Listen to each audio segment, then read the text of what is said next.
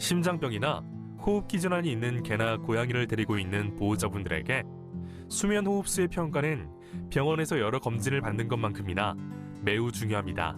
그러나 그 중요성에 비해서 수면 호흡수는 무엇이고 왜 해야 하는지, 어떻게 하는지에 대해서 자세히 모르시는 보호자분들이 많습니다. 따라서 서울동물심장병원에서는 수면 호흡수와 관련된 보호자분들의 궁금증에 대한 기초적인 정보를 드리고자 합니다. 짧은 강의의 구성은 다음과 같습니다.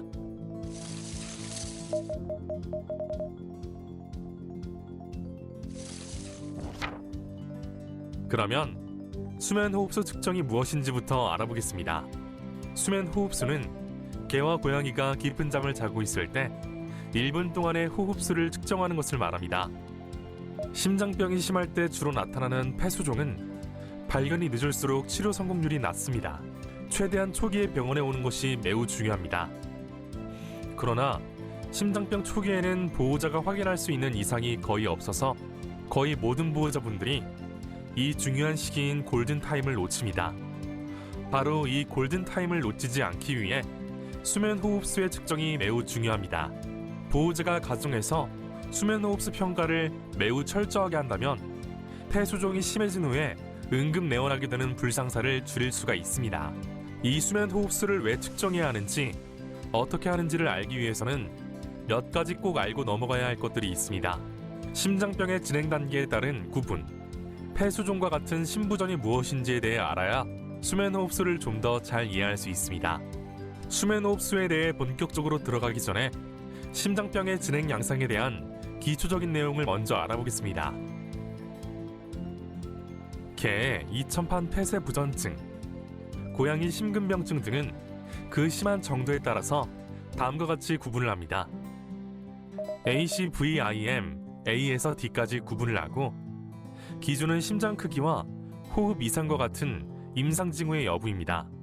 환자가 심잡음이 있고 심장검사에서 2000판 이상과 같은 소견을 보이나 이와 관련된 심장 크기의 변화나 관련 징후가 없으면 ACVIM B1으로 구분합니다.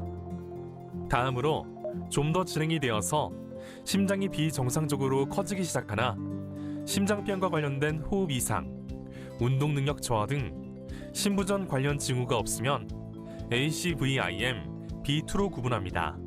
B1과 B2 단계는 심장병이 있으나 관련 징후가 없는 상태로서 보상기라고 합니다. 그러다 심장병이 진행되어 심장 기능의 부전이 일어나기 시작하면 ACVIM C로 구분합니다. 심장 기능 부전에 따른 임상 증상으로는 호흡 이상, 기침, 운동 능력 감소, 실신 등이 있습니다.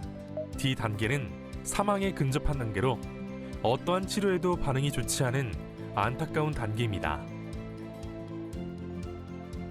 ACVIM B2 단계에 있는 환자는 언제든지 C단계로 진행할 수 있습니다. 심부전은 심기능이 매우 약해져서 심장이 더 이상 질병을 감당하지 못하고 기능 부전이 오는 것을 말합니다. 여기서 말하는 부전은 영어로 페일리어로서 소위 말하는 낙제, 심각한 기능 이상을 말합니다.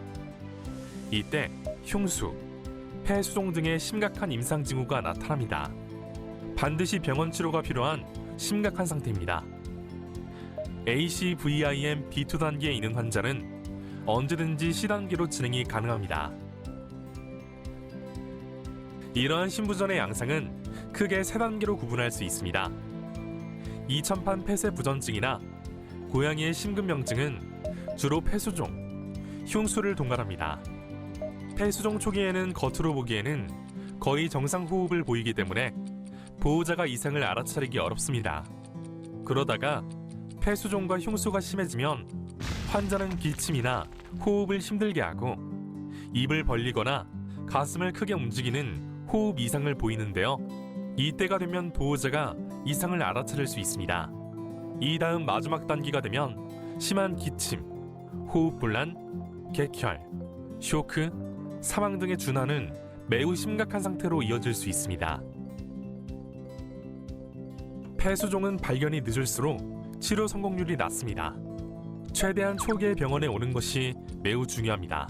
심부전 초기에는 치료 성공률이 거의 95%의 이상이 될 정도로 치료 반응이 좋을 수 있습니다. 그러나 신부전 초기에는 보호자가 확인할 수 있는 이상이 거의 없어서 거의 모든 보호자분들이 이 중요한 시기인 골든타임을 놓칩니다. 바로 이 골든타임을 놓치지 않기 위해 수면 호흡수의 측정이 매우 중요합니다. 다행히도 신부전 초기 상태에 있는 환자는 깊게 잘 때 호흡수가 평소보다 빠르게 나타납니다. 신부전으로 폐가 붓기 시작하면 환자가 깊게 잘 때 최저 호흡수가 기존보다 빨라집니다. 이를 통해서 보호자가 폐수종이 오고 있는지에 대한 기초적인 모니터링을 할 수 있습니다. 따라서 보호자가 가정에서 수면 호흡수 평가를 매우 철저하게 한다면 폐수종이 심해진 후에 응급 내원하게 되는 불상사를 줄일 수가 있습니다. 폐수종 치료에서는 수면 호흡수 평가를 통해서 최대한 빨리 병원에 가는 것이 매우 중요합니다. 수면 호흡수는 반드시 환자가 매우 편하고 깊게 잘 때 측정을 해야 합니다. 낮잠이든 밤잠이든 상관없이 깊게 잘 때 측정을 합니다. 이때 가슴을 만지거나 할 필요는 없습니다. 호흡을 하면 사람이든 동물이든 기본 패턴은 같습니다. 가슴이 부풀어 오르다가 다시 작아지고 배가 들쑥날쑥합니다. 이러한 패턴을 보고 호흡수를 측정하면 됩니다. 호흡수는 매일 3에서 5회 측정하는 것을 권장합니다.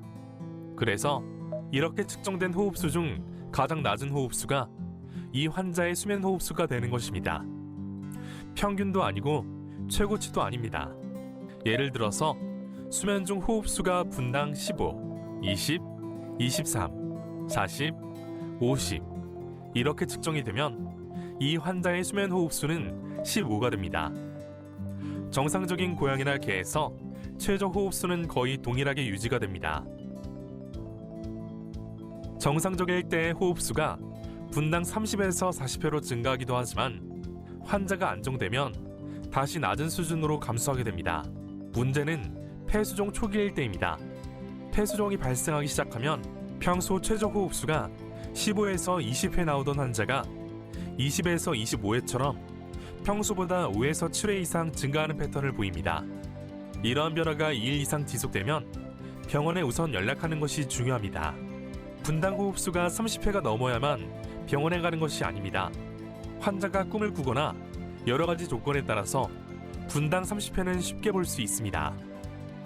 환자가 편하게 잘 때 아무리 4에서 5회 반복해서 측정해도 최저 호흡수가 평소의 기준보다 5에서 7회 이상 높게 나타나거나 이 수치가 30회 이상이 되면 병원에 연락하거나 가까운 병원에서 기초검사를 받아보는 것이 좋습니다.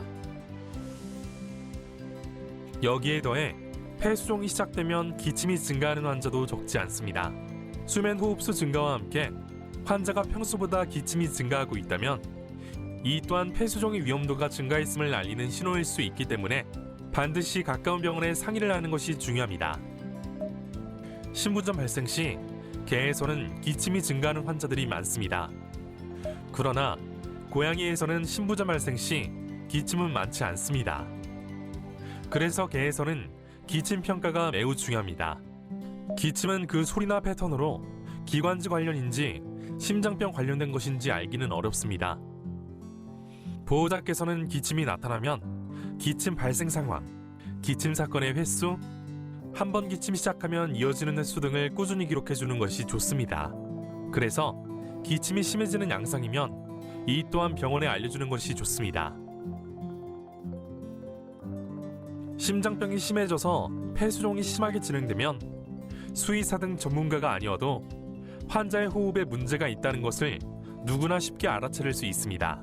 문제는 보호자가 환자의 호흡을 알아차릴 정도면 이미 심장병이나 호흡기 질환이 많이 진행되었을 가능성이 높다는 것입니다.